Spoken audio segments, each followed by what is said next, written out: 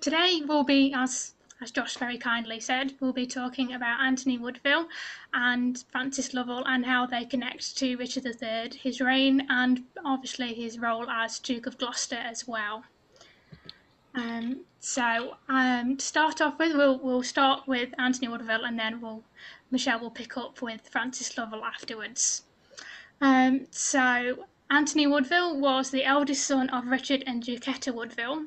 He was actually one of 14 children, which is quite a lot, but their match was actually a love match. Jaquetta was actually a continental princess from Luxembourg, and her first marriage was actually to the Duke of Bedford, but he sadly died because there was quite a large age gap between him and Jaquetta, and after his death, Jaquetta went on to marry Richard Woodville, who had actually been in the household of the Duke of Bedford, so there was quite a large social gap between the pair.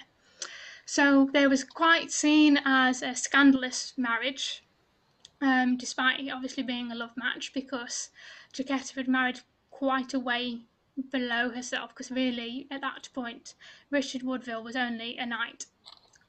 So after their marriage, he was promoted to Baron to kind of try and make up the gap. But Anthony is actually, like I said, he was the first son that they had that survived.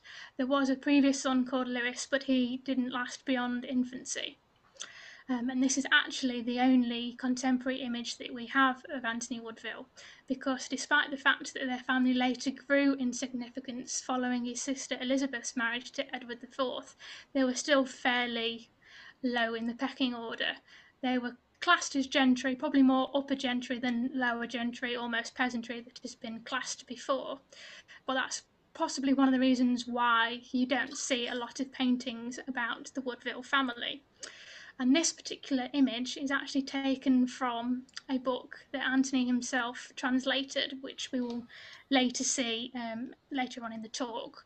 But this particular image is of Anthony presenting the manuscript copy of that book, which is called The Dixon Sayings of the Philosophers, to Edward IV and his family. And so we have many conflicting ideas and interpretations as to what the personality of Anthony Woodville was, and I've listed a few here. So Thomas More, in his rather famous depiction of Richard III, he portrays Anthony as, "Hardly could you find a man more ready with word or deed," which is quite in conflict with what the Earl of Warwick said during Anthony's lifetime. He classed Anthony as one of the seductive friends of Edward IV, because at the time, though, the Earl of Warwick had been sidelined for the Woodville family in Edward IV's circle. So really, the Earl of Warwick had a bit of a vendetta really against the Woodvilles for quite a long time. So he kind of had an idea to very much say bad things about the Woodvilles, and he saw Anthony obviously as pretty much the second head of the family, as one of those people. And then the poem, which was written in 1471, which is called The Recovery of the Throne, in the Recovery of the Throne by Edward IV. That poem is about Anthony's defence of London in 1471, and Anthony actually helped defend the Tower of London against the Bastard of Falkenberg and rebels who were trying to take over from the Lancastrian side. They were trying to take over London, which at that point was Yorkist and was holding out for Edward IV. And more importantly, Elizabeth Woodville was actually in the Tower with her brother at that point. So Anthony obviously saved London from these rebels, and actually he took about 400 or 500 men out onto the bridges of London to defeat these rebels, which he successfully did. So there's a poem actually in that Recovery of the Throne by Edward IV, which states of Anthony, "Earl Rivers, that gentle knight, blessed be the time that he born was." And Dominic Mancini, who again is very much anti Richard III, but he says here that he always thought that Anthony had been considered a kind, serious, and just man, and one tested by every vicissitude of life. Whereas some other people, such as Michael Hicks, he pretty much says that Anthony is the worst of them all, and he intended many people harm.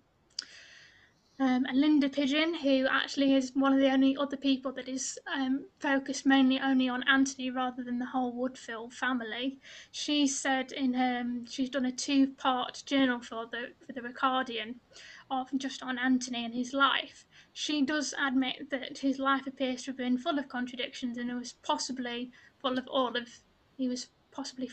of these things. Whereas me personally, I feel he was very much interested in his chivalry and his faith. So perhaps some of these do have reasons to paint Anthony black, but like everybody, he won't have been white either. So perhaps the contradictions is a little bit more accurate. And in that respect, actually, we can see similarities to Richard III, that he's very much interested in his chivalry and his faith being quite large parts of his life. And that image that we see there is of Anthony's Norfolk home of Middleton Towers. This house is pretty much as it was, although there was quite a lot of extensive gardens in Anthony's time. But it was actually part of the estates that he gained when he married his wife, his first wife, Elizabeth Scales, who was very important in her own right, and she was the heiress to the large Baron Scales estate from her father, who was actually who played a large part in the 100 Years' War. So he ended up having a lot of land, especially in Norfolk, which this is an example of, which isn't that far from King's Lynn. So in terms of his connections with Richard III, we know obviously that Richard and Anthony would have been very close and in that inner circle with Edward IV.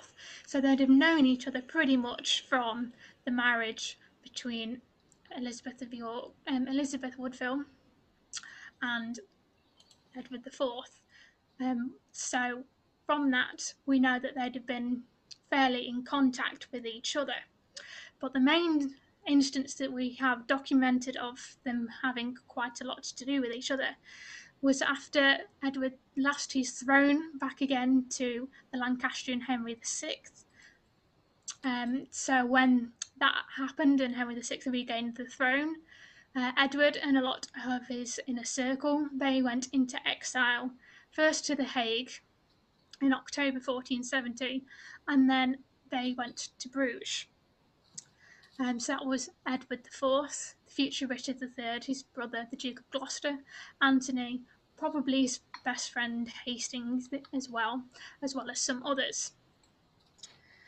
But we know that actually during this exile it was probably Anthony who organised the ships to take them out there, because the party was actually sailed from King's Lynn, and as you've just seen on the previous slide, a lot of Anthony's land was around King's Lynn, so he'd have known a lot of people in the area that would have helped them to get out and to the continent in safety.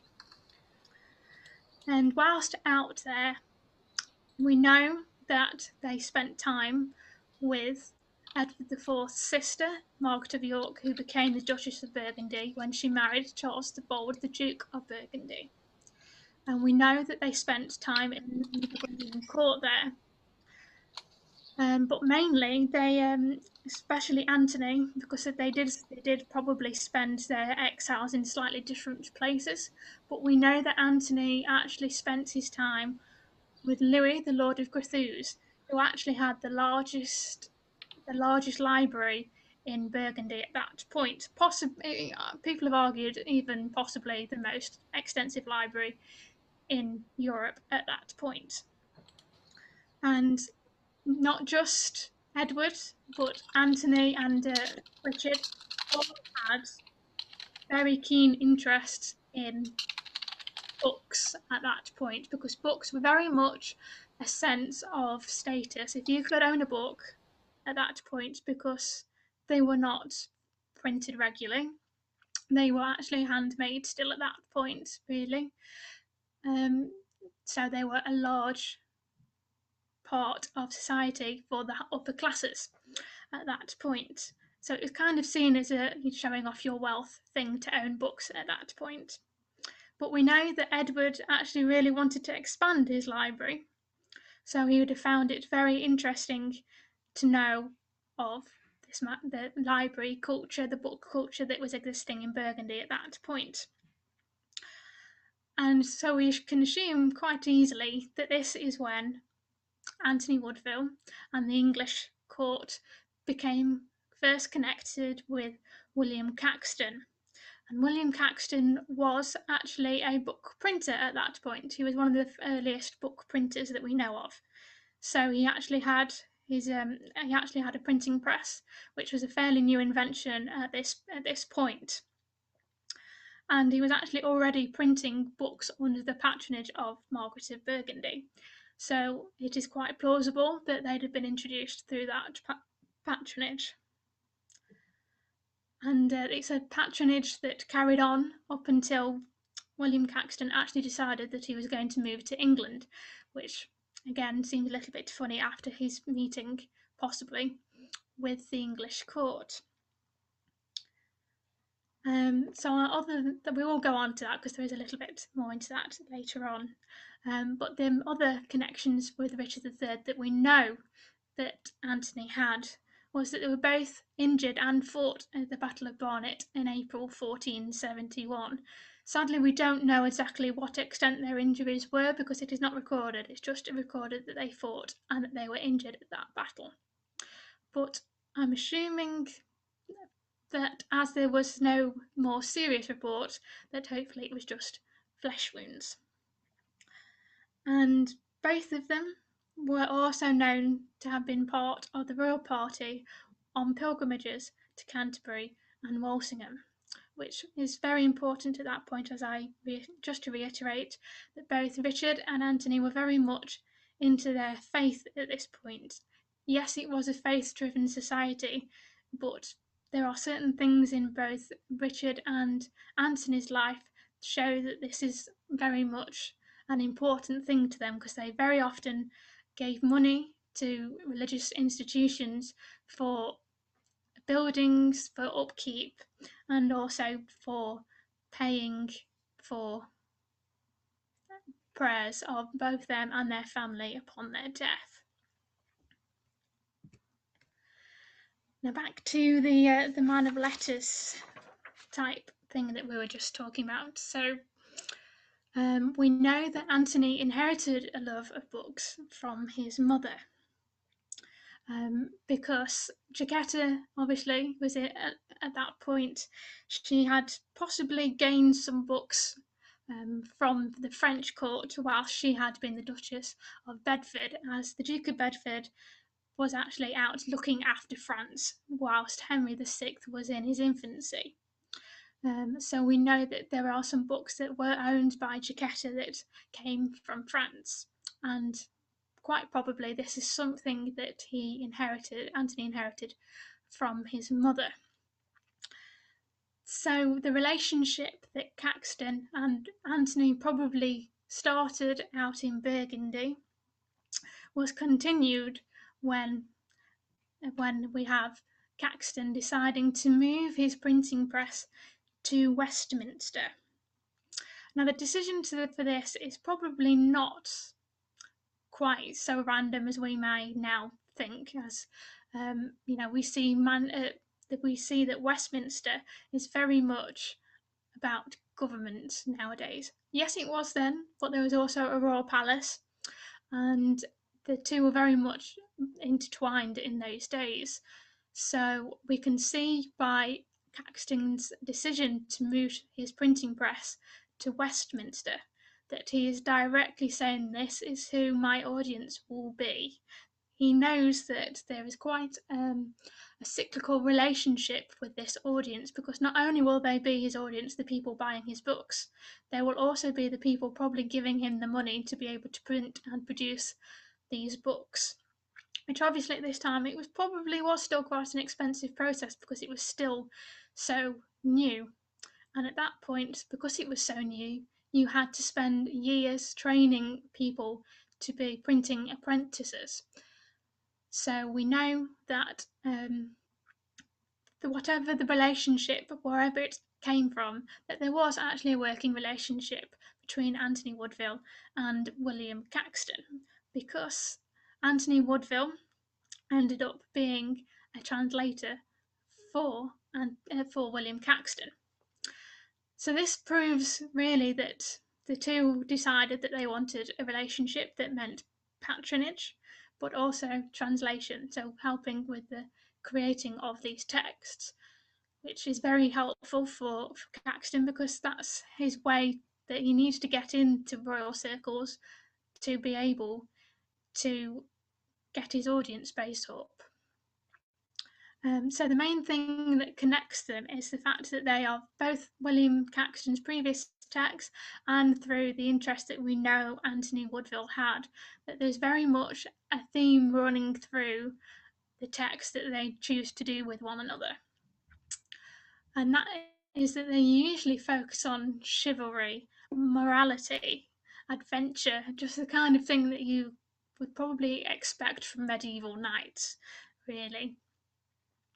And these books would come with the promise that because Anthony Woodville is obviously the brother-in-law of the king, so they are going to be in royal circles, probably with Edward IV himself, as we have seen on the picture of the manuscript copy being presented to Edward IV. But once Edward IV ends up having princes, Anthony is actually placed as the head of the household of the young Prince Edward out in Ludlow. So this also becomes a little bit more complicated by this point, because then this means that actually the books translated by Anthony and then published by Caxton end up being used to teach the young prince. So these books are actually used as educational texts as well. And again, that's why the chivalric and morality style comes in, because they are at this time it is important for young noblemen, not just young princes, but young noblemen as a whole, to actually be a well-rounded person. So they are not just, yes, they are going to be fighting, yes, they are going to be jousting, yes, they are going to be doing tournaments at this point, but they also need to have knowledge. They also need to know other things. So this is really the Renaissance starting to kick in, really, because you need not just the military knowledge, you need the actual knowledge of how do you be a better king, how do you be a better prince for your nation. So that's really the kind of thing that Anthony would have probably been looking for in terms of the material that Caxton was needing to print. And we actually know definitely that that was what a lot of these texts were used for, because in Caxton's version of A History of Jason, the Greek hero, he says in the prologue, because he's very good at doing prologues and epilogues to every text that he ever wrote, really, just to give context to where he's got a lot of these texts from, because they are ancient texts. He specifically says in that the History of Jason is actually meant to be used for educating the young prince, for helping him learn to read. So that's kind of the background into why the relationship with Anthony and Caxton becomes quite a major thing, really, because without them deciding to take on this working relationship, it's unknown when there would have been a printing press in England, which of course speeds up the process of creating not entirely a mechanised system for printing books at this point. So you're not talking about mass production of texts, but it's the start of getting towards that process, really, rather than monks sat in a monastery copying text after text and possibly only sharing it with themselves. This is when a time when the wider nobility, not possibly the nobles who could afford to make these texts available to themselves, that this is where you start to get examples of slightly lesser nobles being able to have books. And the first book to be printed in England with a definite place and date of publication in Caxton's Westminster shop is the Dicks and Sayings of the Philosophers, of which the first image of Anthony Woodville was taken from.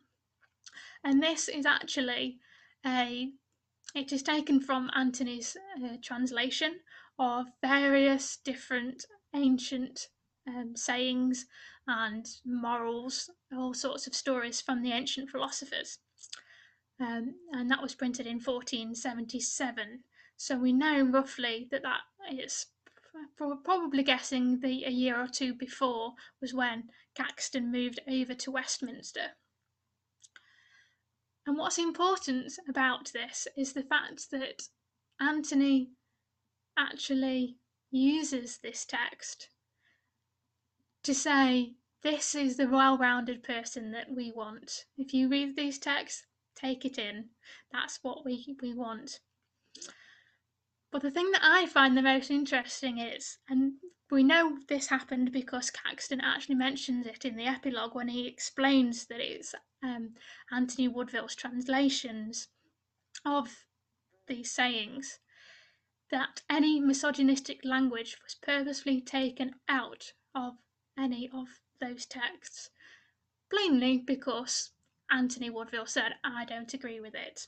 He was going full on medieval chivalric knight, going, I don't think that is something that I feel is very unusual for that time, but I think it's very in keeping with how we've seen in other places that Anthony Woodville is actually treating women, because in his famous jousting tournament against the Bastard of Burgundy that he did as a diplomatic thing with Burgundy, he actually was asked by Elizabeth Woodville, his sister, and her ladies to take part.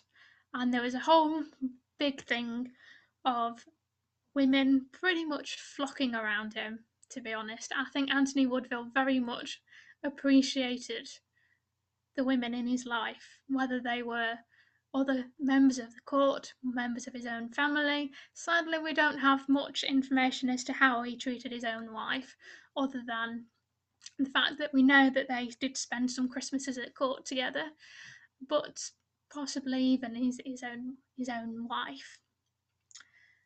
But this is more about who Anthony believes the nobility should be at that point, because Edward IV is very much saying that he wants a new Arthurian court. He wants to portray to the world that that's what he is. He is the heir of King Arthur's legends, which of course we know Richard, the Duke of Gloucester, very much did like his chivalry and all his legends as well. But obviously it was just Anthony who was in the process of bringing those tales to a new audience with his translations.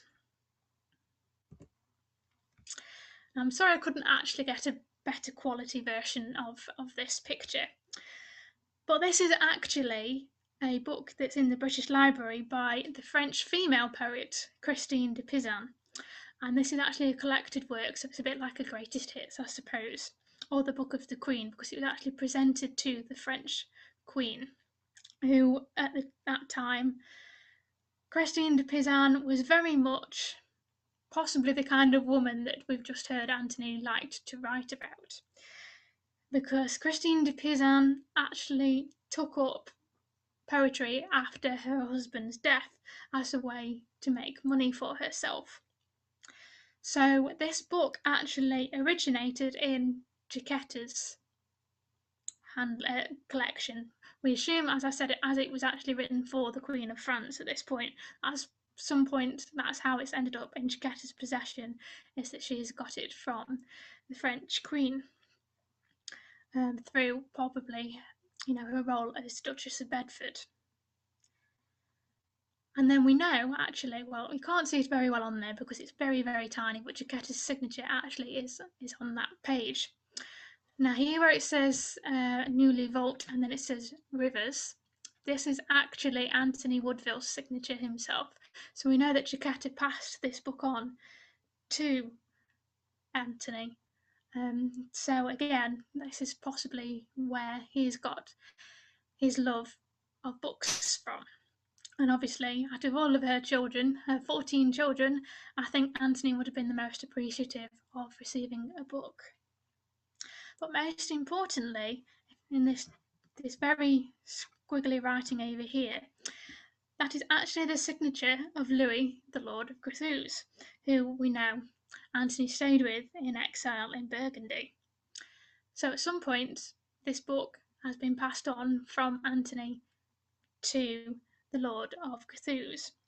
Again, showing pretty much where all of this book culture has come from, very much influenced by Burgundy, but English spins are being placed on it. So eventually, we do get to the events of 1483.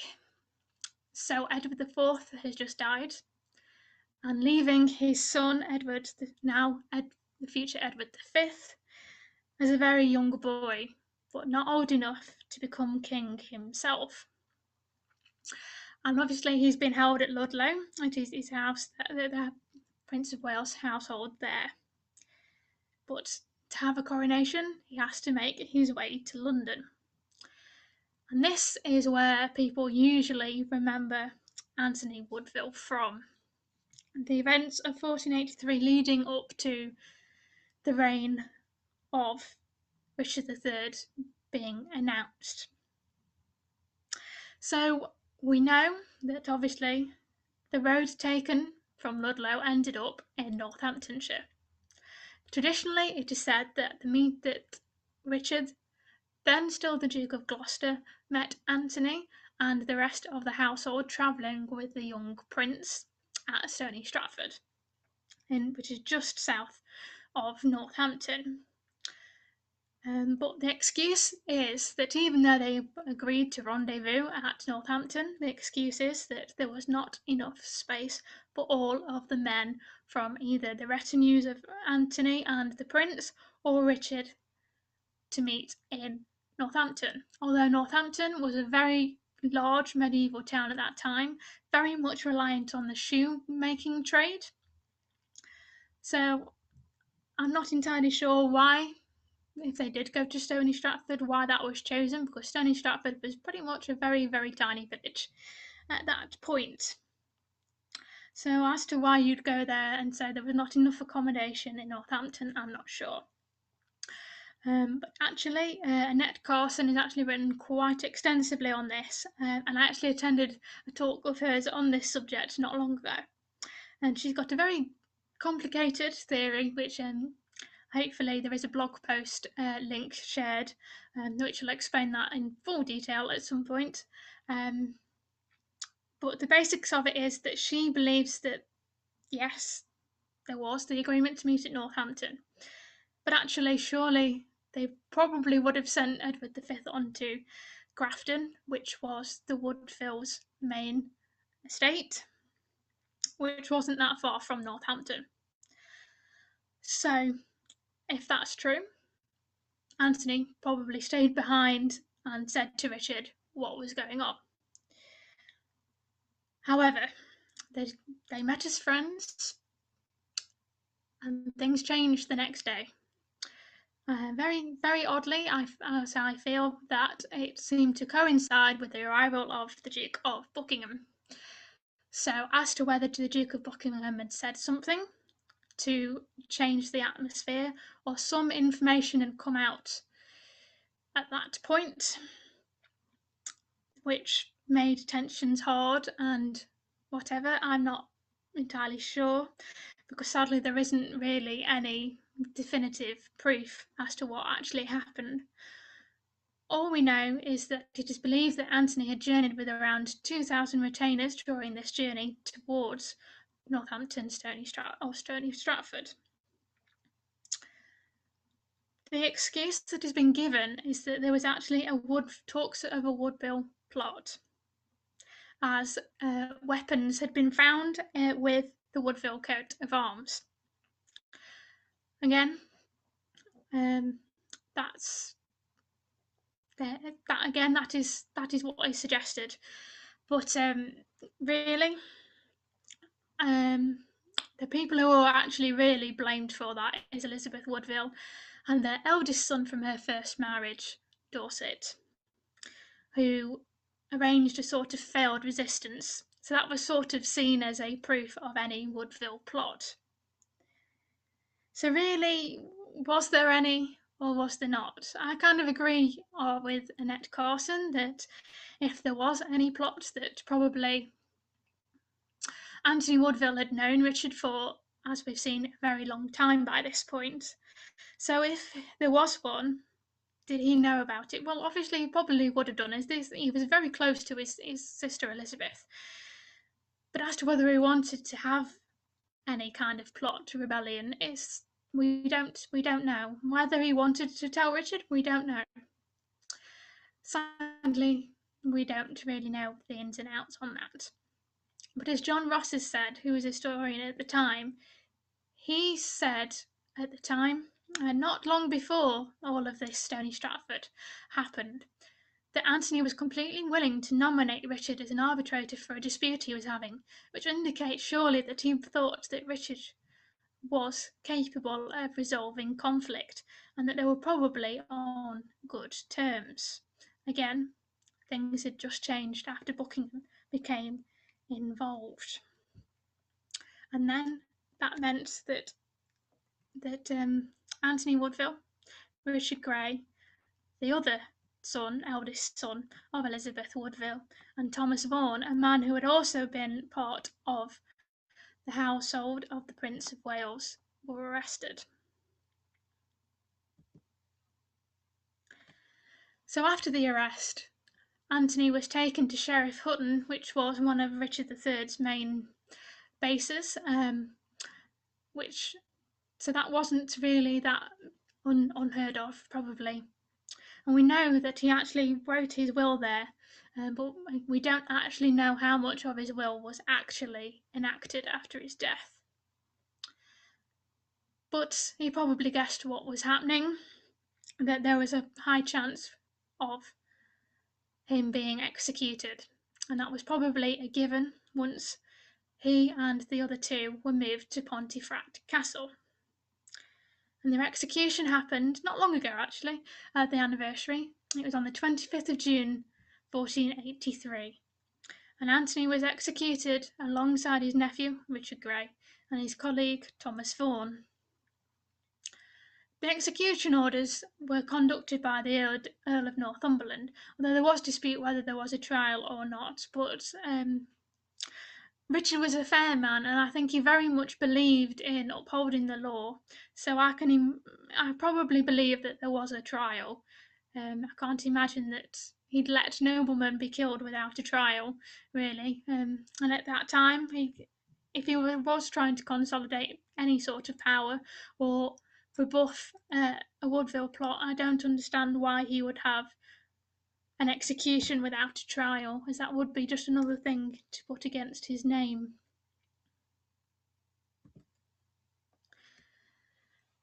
So what actually did happen?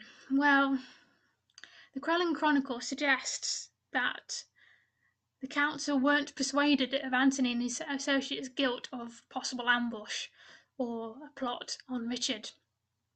Or perhaps the execution was overseen by Richard Ratcliffe, one of Richard III's advisors. Dominic Mancini claimed that Richard had them executed privately without the council's acknowledgement of crimes, but again, I'm not entirely I don't entirely believe that. But as Michèle says, she kind of agrees with the Crowland Chronicle that probably Richard Ratcliffe and William Catesby were involved, mainly because a lot of they themselves were very much in with the law, so they understood things that needed to be done. And Matthew Lewis and John Ashdown Hill believed Anthony was innocent of specific crimes relating to any plot, and perhaps was used as an example because they couldn't get hold of the real Woodville perpetrators. That is actually something that I believe a bit more plausible, because I kind of feel very much that Anthony and Richard had very similar personalities, that whilst they were powerful men and they did have powerful connections, they were very much on their side people. But as we've seen before, there was obviously some clear trust between them at some point.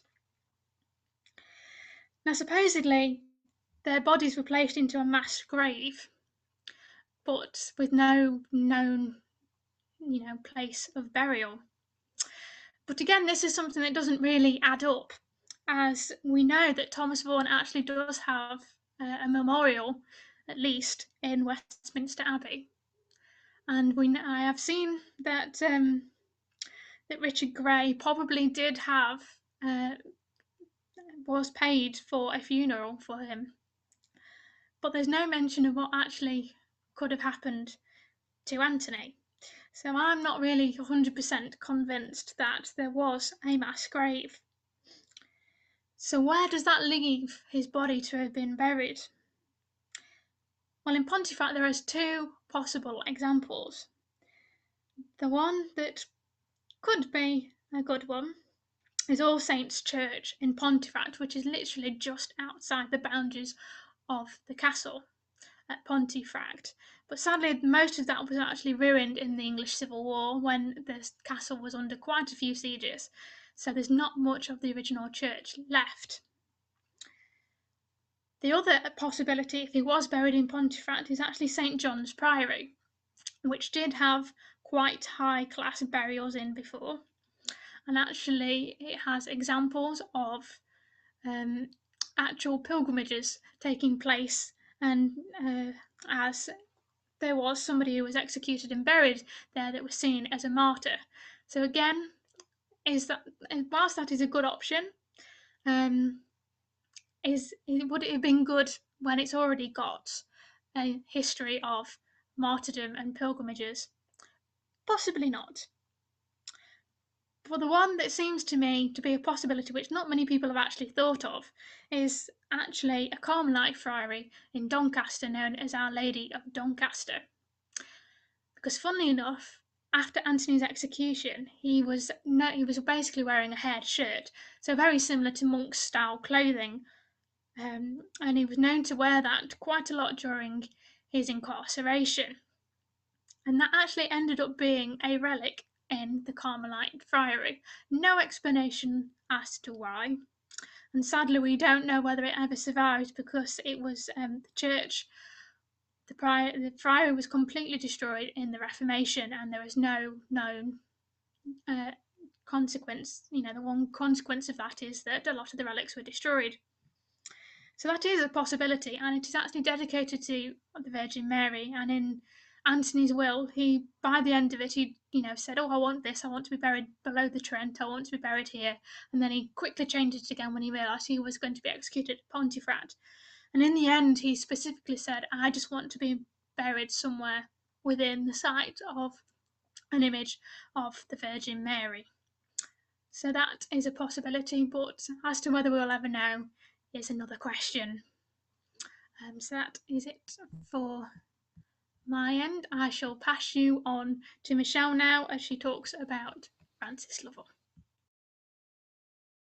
And while we've seen Anthony as basically an adversary, though Danielle has shown us why this may not be entirely correct, Francis Lovell is very well known as Richard's closest friend, and the one who's always been loyal to him. By the way, Danielle, can you give me a sign if you understand me? Excellent, thank you. Francis Lovell, by the way, would have also known Anthony, but he was much younger. I'm going background, he was born in 1456, so he was 4 years younger than Richard and around 12 years younger than Anthony. And they would have probably met, but we don't know if they had a lot in common, although I'm going a bit into the similarities later. And much like Anthony, Francis himself was also born to an extremely Lancastrian family. His maternal grandfather, he's here on the side, although the picture is sadly not contemporary. That's John Beaumont, first Viscount Beaumont. He was one of the three main Lancastrians named as such by the Yorkist, Earl of Warwick, Earl of Salisbury. The other two were the Duke of Buckingham. That's the grandfather of the one who may have turned against Anthony at Stoney Stratford, and the Earl of Shrewsbury. And but although he was sort of the main person, Francis's father and uncles were all involved in battles on the Lancastrian sides. There wasn't a Yorkist among them, so it's very, very Lancastrian, except for one thing. This John Beaumont, who died in battle against the Yorkists, was actually married to the sister of Cecily Neville. She wasn't Francis's grandmother, she was his second wife, but so you can see that despite all this, how interconnected all these families were. And it's an important point because Francis had a lot of connections to both the sides, even though by birth he should have technically been a Lancastrian. We do know that Francis, despite the fact that he was only 8 when he became a half-orphan, desperately disliked his father. And he wasn't the only one, actually. John Lovell, that's the 8th Baron Lovell, was very, very much disliked. The John Beaumont I just mentioned, he wrote in his will that his daughter Joan was married to him due to the fury of God. So he was a very disliked man, and perhaps this dislike for his father may have turned Francis a bit against the Lancastrians he had supported, but that's pure speculation. That's just me thinking what might have happened. So anyway, at the age of 8 in 1465, John Lovell died, and so Francis became the king's ward at the age of 8. And he was given into the care of the Earl of Warwick, who was then still basically Edward IV's second in command, so to speak. So from being a minor baron's son, Francis then was basically thrust into the center of government, and which is also where he met Richard, Duke of Gloucester, who was then around 12, and who became the Earl's ward later that same year. It's often assumed, although we just don't know, and I will go into that a bit later, that this was when they first became friends. But definitely it is when they first met. And they would have had lessons together in all sort of things that young noblemen were educated in, as Danielle pointed out already. And also, very soon after his father's death, Francis was married to Warwick's niece, Anne Fitzhugh. That's the daughter, the youngest daughter of the Baron Fitzhugh, and thus again became connected to a rather Lancastrian family. The Fitzhughs were rather supportive of Henry VI, both during the first phase, so to speak, of the Wars of the Roses until 1460, and then again during the Lancastrian readaptation. So it's not as if when he became a half-orphan at the age of 8, he was then just surrounded by Yorkists. That's just not true. Sorry about that, that's the blood sugar. So again, Francis grew up the first years in Oxfordshire. This is a picture of Minster Lovell, or the ruins of Minster Lovell Hall, where he would have spent his first years and where his father then died. He also had many possessions through his grandmother, Alice Danecourt, in Yorkshire, and this is where he seemed to spend most of his time, both as a child after his father's death and as an adult. And we do know for a fact that he had more friends and intimates in the north than in the Midlands, and this would go on to cause some trouble during Richard III's reign, because Francis wasn't really connected to the people in the Midlands and didn't exactly know or could guess their feelings. But On the other hand, he had many friends in the north. For example, when he eventually rebelled against Henry VII, he was able to hide for almost 3/4 of the year in the north of England without anyone ever ratting him out. For comparison, the Duke of Buckingham in Wales or near Wales didn't even last 3 weeks. So this speaks a lot to how he was connected in the north of England. As for his political leanings, he is often assumed to have been a very staunch Yorkist, but this is not entirely correct. As I've pointed out, there's no clue to be found in his upbringing as to what his leanings would be, because he was surrounded by both very staunch Yorkists and very staunch Lancastrians. He would also go on to be very close to his guardian John, Duke of Suffolk, who he became his guardian after the Earl of Warwick's death. And being married to Edward IV's sister Elizabeth, John was of course more Yorkist. He was also very close to his mother-in-law, Alice Fitzhugh, that's the Earl of Warwick's sister, who was generally more Lancastrian, and who actually, it is even said, convinced her husband, Henry Fitzhugh, to stage a rebellion against Edward IV in 1470. So there's nothing that can be said there, and there's actually also nothing that would have really convinced him to be a staunch Yorkist. Edward IV, that's a point.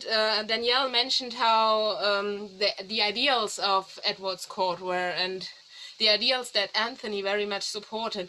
And this is a bit more of a reality check when, if you look at Edward's behavior towards Francis, who was, as I said, only 8 years old when his father died, because Edward seemed to have very much have something against the Beaumont family. He imprisoned Francis's uncle, William Beaumont, apparently then lost the key. So this is something that goes against his reputation of being very lenient when he first got the throne. He really seemed to have something against the Beaumonts. And this also extended to the very young Francis. He gave a lot of his lands that he was supposed to hold for him to several supporters as a gift, not as something that they were to hold until Francis came of age, just as a gift. One of those was given to his stepson, Thomas Grey, for example. So these were gifts to people who were in power, who Francis couldn't have possibly gone against. So there was really nothing that could have inspired Francis to become a fervent supporter of Edward IV, except for one thing. We know that by the mid-1470s at the latest, he was a close friend of Richard, Duke of Gloucester. And then when Richard became king, became Richard III, he was the one king that Francis seemed to fully support, the one king who we know he actually went out of his way to support. And so I would say it's probably more accurate to call Francis the first Ricardian rather than a Yorkist, because there didn't seem to be any sort of strong feelings he had towards Lancastrian or Yorkist, just strong feeling he had for Richard. And now it's hanging. There we are. And now we're going into their relationship a bit more, as I've said before, and as is very well known. They shared some years, around 4 years, in the same household, in the Earl of Warwick's household, where they would have at least become acquainted with each other. We do not know how much an 8-year-old and a 12-year-old would have been interested in one another, but they would have, from that point on, been aware of each other's existence, and they may have even known a bit about their personality. Then, of course, their connection continued when Francis was made a ward of Richard's sister and husband, John, Duke of Suffolk, and Elizabeth, Duchess of Suffolk. And moreover, Francis had several possessions very close to Richard's. Most notably, Bedell, I don't know exactly how to pronounce it, so bear with me. Bedell Manor, which is basically right next to Middleham Castle, which was Richard's main keep, very famously. and Francis seemed to stay there a lot. And of course, this means their relationship could have started at any point before around 1475, or for any of those reasons, because they were close, they were thrust together by their close connections to other people, or just because they were close in geographically, because we just don't know. Any claim about where they first became friends is just speculation.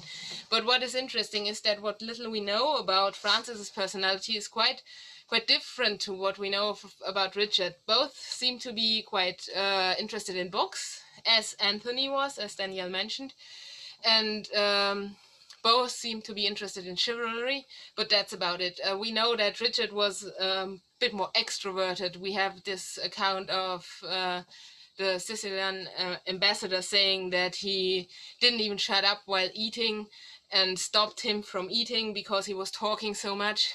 And Francis, from what we know, he was a shy guy. He didn't like the spotlight. So their personalities were quite opposed, but apparently they still became close friends. And we do know that by 1477 they were sharing the same architects, they were sharing their ideas about that, and by 1481 Richard was favoring him above all others, such as they were fighting against the Scots. By that point there were always skirmishes at the Scottish border between English and Scottish men, because, well, they never did get along well, and I am told they still don't get along well, although they don't fight. I don't have a dog in that fight, I'm just saying what I'm told.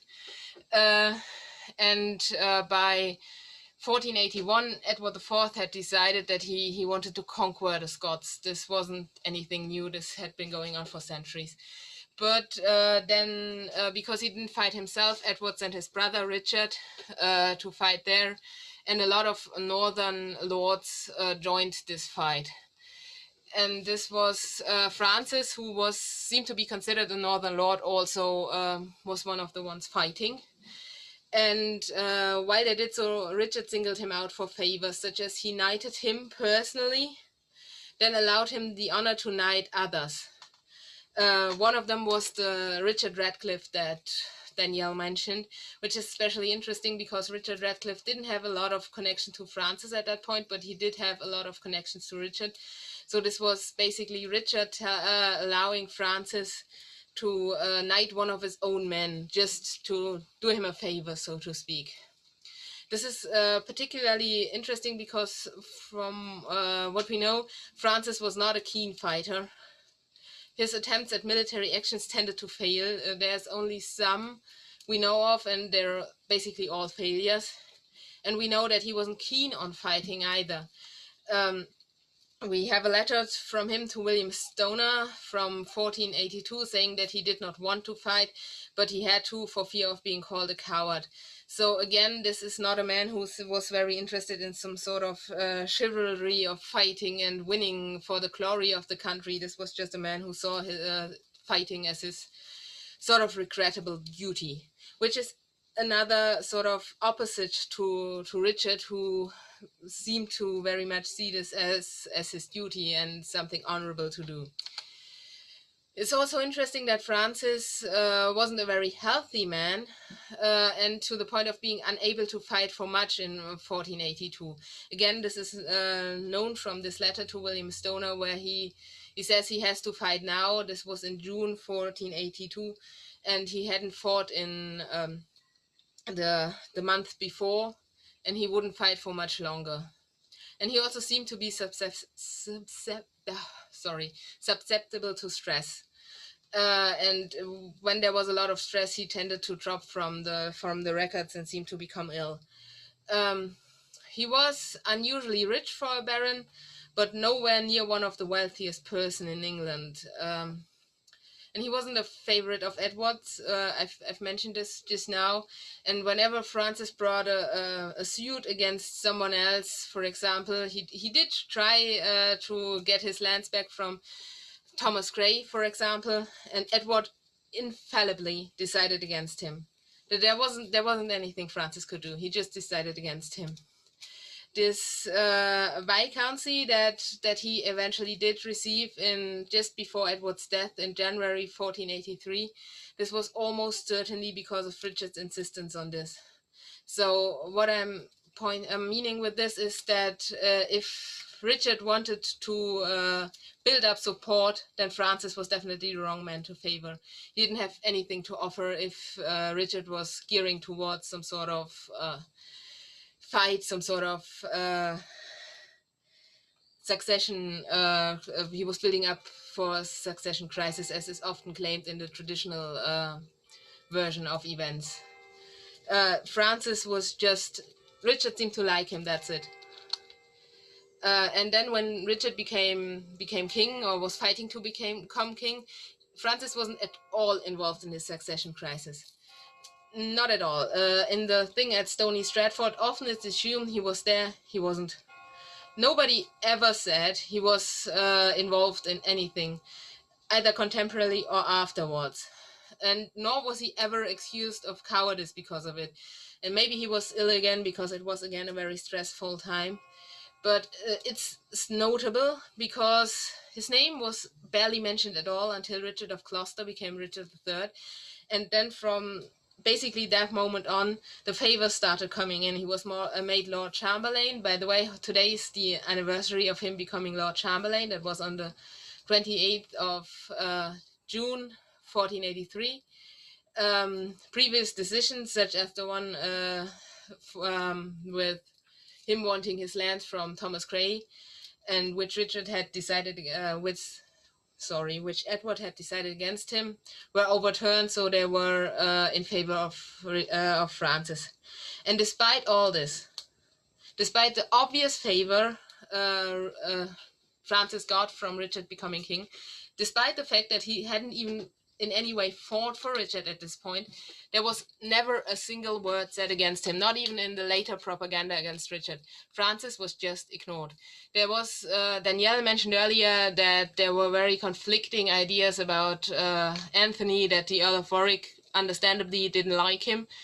Nothing of the sort was ever said against Francis. Nobody, not even Henry VII, said anything against Francis himself. It was just in his attainder, it was mentioned he went against his rightful king, which is pretty much a fact at this point, but nothing, not a single word against his personality, against him personally. And this is, I think, very telling about what kind of man Francis really was. He was well-liked, he was uncontroversial in the extreme. I've got a nice picture of him there. This is not, of course, contemporary. There's no contemporary picture at all. We do not know what he looked like, but so this picture was made for me by a friend of mine, and she worked with the effigies of some of his ancestors. So this is how he may have looked like. Now, as for the personal relationship between Richard and Francis, Francis was absolutely heaped with favors by Richard, often very personal ones. For example, he was the only one besides the king himself, the queen, and possibly, according to John Ashton Hill, the king's mother, to receive, sorry, I missed a word there, to receive clothing for the coronation of Richard III personally from the king. Everybody else got it from the Great Wardrobe. Francis, as the only one from the immediate royal family, was the only one to receive clothes from Richard personally. He also had a position of great honor in the king's retinue for this coronation, and one that was originally intended for an earl. And this position was given to him when he swapped with the Earl of Huntingdon. And the Earl of Huntingdon received a smaller part in the Queen's retinue, one of far less honor. And it's not as if Richard did this because he disliked the Earl of Huntingdon, who later married his illegitimate daughter. It was just because he had this need to constantly favor Francis everywhere. And Francis's ancestral home, Minster Lovell Hall, was the only only private home of a courtier Richard and the court visited during his first progress in 1483. So this is saying a lot about how much Richard really loved Francis. And as for the support that Francis gave Richard, so this was a lot now about how Richard favored Francis. As Francis's part as Lord Chamberlain was that he was responsible for controlling access to the king. And again, he was never accused of acting in any way to enrich himself. Of course, since if you are responsible for controlling access to the king, you're very liable to make your enemies for yourself if you do not allow someone. And of course, it's also a great opportunity to make yourself rich. This may have been what Francis did, but if he did so, he did it in such a low-key way nobody ever complained. He was also clearly a very good organizer, was Francis. There was no disparaging comment about any of the events he was in charge of organizing, which was basically anything bigger, all funerals, for example, all ambassadors' receptions. He seems to have done it all very quietly and very well. And there's not a single enmity recorded for him during Richard's reign, nor was he ever accused of any later. He was just shy and not very ostentatious, and but this was good because he didn't make himself any enemies, but it also meant that some of his tasks in which he had to ask for favors became rather difficult. And we notice in another letter to William Stoner, written during the Buckingham Rebellion of 1483. Sadly, I couldn't get the picture of the actual letter, which is held by the National Archives, because it's out of this world expensive to use the picture of the letter. So I just copied in the text. Cousin Stoner, I command me to you as heartily as I can, for as much as it pleases the king's grace to have warned you and all other to attend upon his grace, and your company that you would come in my cognizance, and my company to come with you. And I am sure that it shall please his grace best, and cause me to think that you love my honor, and I trust shall be to your surety. I pray you remember this, as I shall remember you in the time to come, by the grace of Jesus, who ever preserve you. Written at Lincoln, the 11th day of October, your heartily loving cousin and Francis Lovell. Also, cousin, the king has commanded me to send you word to make you ready, and all your company, in all haste to be with his grace at Leicester, the Monday, the 20th day of October. For I have sent for all my men to meet me at Banbury, the Saturday, the 18th of October, to my cousin Sir William Stoner. As we can see, this was a bit of an awkward letter, where he seemed to first tell Stoner what sort of advantages he could get from doing as he said, and then remembering only in the last paragraph to even say what he was supposed to do. And clearly he wasn't comfortable with asking favors, and perhaps it shouldn't be surprising that this appeal to William Stoner failed. But it's also possible that it simply failed because of Francis's lack of connection to his Oxfordshire neighbours.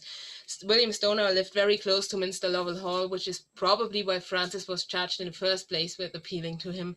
But he just doesn't seem to have known how to convince him to side with him. Now, despite this failure, he was charged with repelling the fleet carrying Henry Tudor before Bosworth. Just why he was charged with it, I have no idea. There's no evidence he had even been on a ship before. He had never shown any particular liking for military actions or any aptitude, and I guess it is probably because he was one of the men that Richard could be absolutely certain would be loyal to him to the last. Again, this was something that failed, but this was probably not Francis's fault, because there was a mix-up about where the fleet intended to make landfall, the fleet carrying Henry Tudor. And this is mentioned in the Croyland Chronicle, but again, it doesn't claim Francis at all. It just says there was a mix-up about two similarly named places, and Henry could make his way there. Francis was probably present at Bosworth, but it seems that Richard kept him out of the worst of the fighting. This is actually, again, quite telling as to what he felt about Francis, because he even in the face of him losing his own throne, his own life, he made certain that Francis would survive, that he was kept out of it, that he could rebuild his life afterwards. But of course, Francis didn't want to. For Richard III, Francis wasn't worth much in terms of military support, but he was unwaveringly loyal. There was an obvious friendship between the two. And Richard, he seemed to know him well. He didn't expect any vigorous military support, or even expected him to do much traveling in such a way that Francis's health issues, whatever those were, because we don't know, we just know they existed, would be aggravated. So there's that. What we know about Francis's private life now, before I finish, because I've gone over the time quite a bit, is we know that Francis had one brother who died young, one older brother who died young, one twin sister, one younger sister, and either one or two half siblings. We can't be quite that sure. Interestingly, that half sibling or half siblings were the children of William Stanley. So the William Stanley who turned against Richard at Bosworth and changed the tide of English history. He was actually Francis's stepfather, even though, or I should say, he had been Francis's stepfather. By Bosworth, Francis' mother was long dead.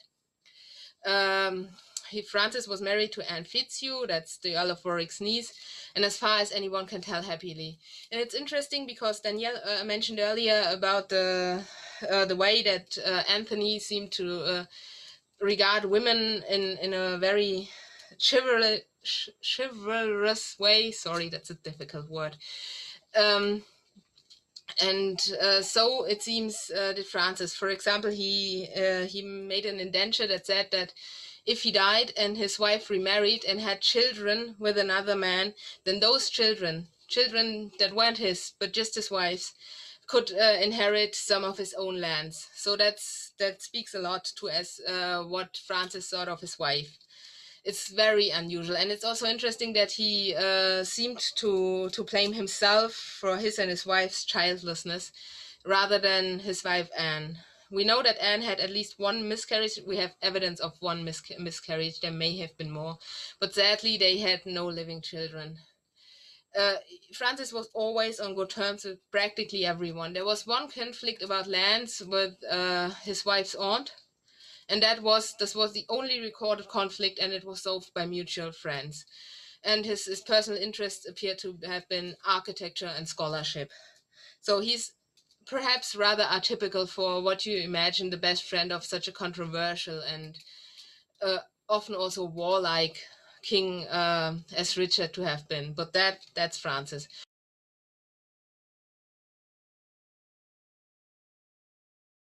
Thank you so much, Danielle and Michelle. That was, it was a truly, truly fascinating, two presentations, and I learned so much from it, really. And we've had some really, really interesting questions posed towards the both of you.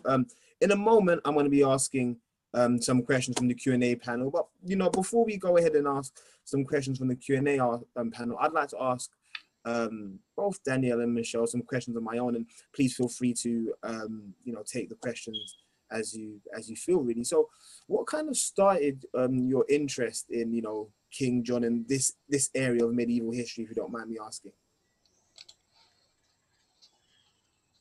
Do you want me to go first? Me? Okay, yeah. For me, well, I was born with it, pretty much. I didn't have a choice. My parents have been interested in Wars of the Roses forever, pretty much. So as a family, they made me join the Richard III Society at the age of 9. And for me, that's what started it off. They took me to battle reenactments, castles, anywhere medieval I went. Brilliant. And Michelle? Well, I always had an interest in history. I had a rather old grandma, and I used to sit on her lap and listen to her stories about the First World War. And I always knew I had to do something with history. And then one day I was doing a presentation for school about Canterbury because we're going there on a field trip. And I was actually reading about this one pilgrimage that Edward IV did there. And I just said, this sounds interesting, and I started digging, and I never stopped. Okay, no, brilliant. No, thank you so much for the information. Listen, I really would love to ask more questions, but it seems that we have questions in the Q&A section, and I honestly feel that their questions are far more important than mine. But Danielle, thank you for telling us where your love for the roses came from, and Michelle, thank you for telling us where your love for medieval history came from. Okay, so the first question I have is from somebody called Mr. Cook. He said, why are you so convinced that a trial took place for Woodville? There's obviously wide acceptance in general that Richard's actions were callous following Stoney Stratford. Could you elaborate on why you feel that it took place? Also, as you mentioned, you believed Richard was a fair and a really fair-minded injustice. How does this execution and that of Hastings sit with that view? Really interesting talk, though. Thank you. So that's from Mr. Cook, and I believe that's towards Danielle, because you put forward the view that Richard was a fair-minded king, which kind of threw me by surprise as well. Yes, well, I understand what he means by that, and I must admit, as somebody who obviously, sadly, has known Richard III on and off since the age of 9, I will admit it doesn't sit well with me that my favourite king executed my favourite historical person. That is something that I often very much question myself. But at the end of the day, Richard III was still human. He would have still made mistakes. But sadly, we don't actually know the reasons why he executed Hastings. It just happened. You know, he did it on the spot, which, yes, that is questionable. I can't doubt that, really. But in terms of why was he a fair king, well, actually, he very much was very focused on his short 2-year reign of reforming law. He actually wanted the poorer people to be better represented by the law.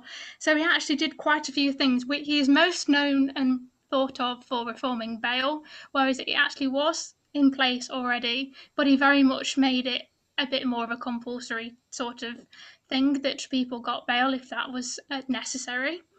And we do know that he actually also wanted to make unbiased sentencing, that it didn't matter whether you were a rich person or a poor person. He wanted to make reform that meant that the law was a bit more fairer for everybody. And he actually also made sure that a lot of the laws were translated into English and posted into public places so that everybody kind of knew where they were and what was expected of them. And he actually also tried to make reforms as trying to make legal aid a bit more acceptable for the poorer person. So he actually did try his hardest in 2 years. You know, he only had 2 years to actually make law better for the ordinary people. No, thank you, Daniel. You've made a very, very solid case and strong argument about why Richard III was fair and just. And as you know, good historians do, you've given a load of, or a plethora, should I say, of examples. It's amazing. I hope, you know, Mr. Cook, you are very satisfied with that answer. I've got another question from Emma, which I'll direct towards Michelle. Francis Lovell and John Earl of Lincoln led the Simnel Rebellion. Had they met when Francis lived at the Suffolks? Bedell, I think, by the way, Michelle. So yeah, did that make sense, Michelle, or should I read that again one more time? No, that's okay. Thank you. Yes, they had met, although they would have been around 6 years apart. So I don't know how interested Francis at 14, when he became the Duke of Suffolk's ward, would have been in his 8-year-old son. But they definitely had connections after that as well.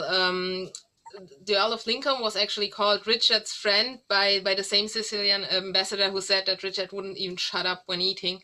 So apparently they were quite close too. So he would have met Francis. And the Earl of Lincoln had a sister. He actually had any number of sisters. They had 13 children. And this sister was married to Francis's cousin, Henry Morley. So yes, they would have known when they were in the same household, and they would have known each other through many connections afterwards as well. Okay, thank you for that, Michelle. Danielle, I'm afraid we've got a little bit of a debate going on here, and Okay. Mr. Cook has provided his rebuttal. He said, thank you for that. I'm certainly not Richardian, but I can't pronounce the word there, but I accept the reforms he tried to bring in. I think he's trying to say he's certainly not a fan of Richard III. Correct me if I'm wrong there. It's all right. Yes, Cook. it is. He said, does his failure to follow law himself undermine his attempts at reform? Well, that is a good question. I will acknowledge that. So really, perhaps Who knows? Perhaps maybe his attempts at reforming the law was perhaps maybe a bit of regret that he'd had what had happened with Hastings, because again, sadly, we don't know the reasons why he decided to execute Hastings so quickly. But actually, even when he was Duke of Gloucester, we know that he was very much any dispute that he was involved in, or his family were involved in, he was very much trying to be a peacemaker in it. So perhaps there is some sort of guilt that perhaps that is as a faith-based man himself, maybe he did realize that some wrong had been done, and maybe it was his way of trying to correct that wrong. Can I also say? Yeah. Because it's still a medieval king. Name me Exactly. one medieval king who, even if he did all the great laws, didn't break it in some way. You couldn't last. And I assume he did intend to last. So yeah, there's that. Yes. That's not excusing the Hastings No. thing, although Annette Carson has an interesting article about that also.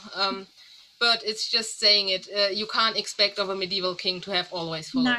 And actually, as it's Henry VIII's birthday today, can we just say, compared to the amount of people he executed, the amount that Richard executed is very low compared to Henry. Also, if I'm going to be king and I execute 4 people, that's shitty. If I start a whole battle, more people die.